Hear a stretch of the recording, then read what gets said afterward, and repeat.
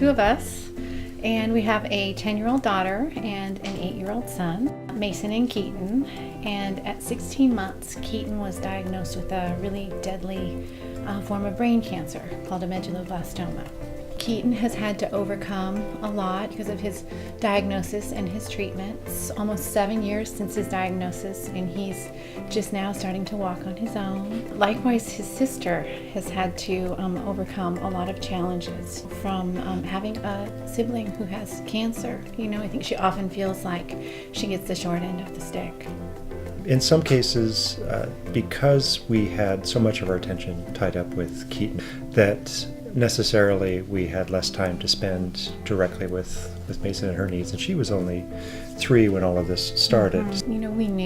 We knew this would happen, right? And we always tried to give her the attention that she needed, but however you slice it, it's he needed more attention.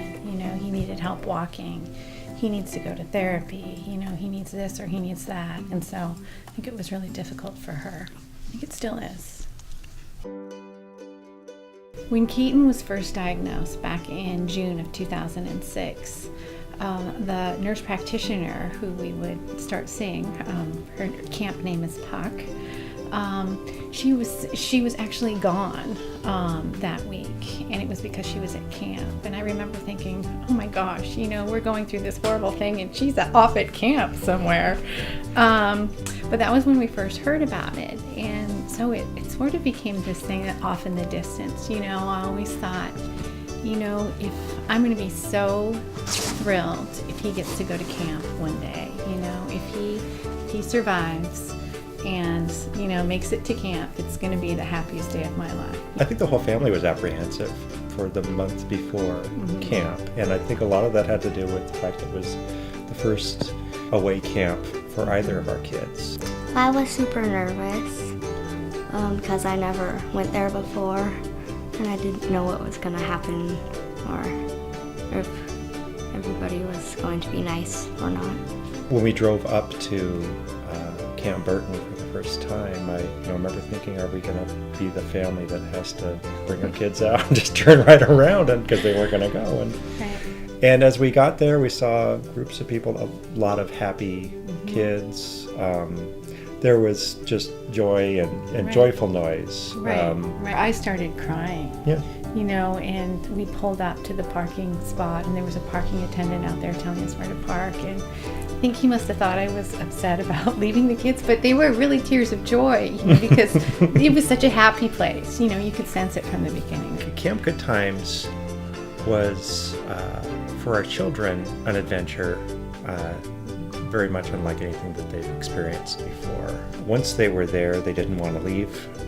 For us, as a couple, it was the first time we ever had some time together after his diagnosis, where it was alone time, where we weren't at least we one actually of us with didn't him. even know what to do with ourselves. Right, yes, exactly. It was basically, I joked that we should get conversation cards, and actually have a conversation that wasn't revolving around treatment or the kids. Tell them about how we tried to spy. We tried to spy on the kids during the week. Would we get caught spying on our kids? Because we were very curious about what was going on there. So we spent the night on Vashon the night before and kept our distance.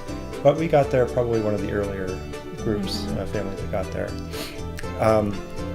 And it was joy, happiness. I mean, there was a lot of kids, obviously still having fun. And Keaton, I think when he saw us, he broke down a little bit and cried, but it was more of this emotional, I'm so feeling. happy to see you. Yeah, so it's happy to see us again. He hadn't been away for that long before. Then we got in the car. Well, then an interesting thing happened. Mason started crying. And she cried and she cried and she cried some more. I think she cried for about a full day after. Yeah. I think she was just processing everything that had happened to her over that week, but over the previous 6 years as well. I think it gave her the opportunity to experience some of those feelings. And this is what I attribute it to, is really her experience with other siblings and finding some people that could identify with her and that she could identify with. One of my friends' brother had the same cancer as mine. And we both went through the same thing. We had a lot in common, and we had a lot to talk about because we went through a lot.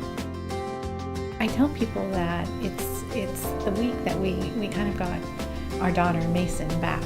She wasn't the kid that she was when all of this first happened, and I sort of feel like she came back to us after that week at camp. It was really a gift.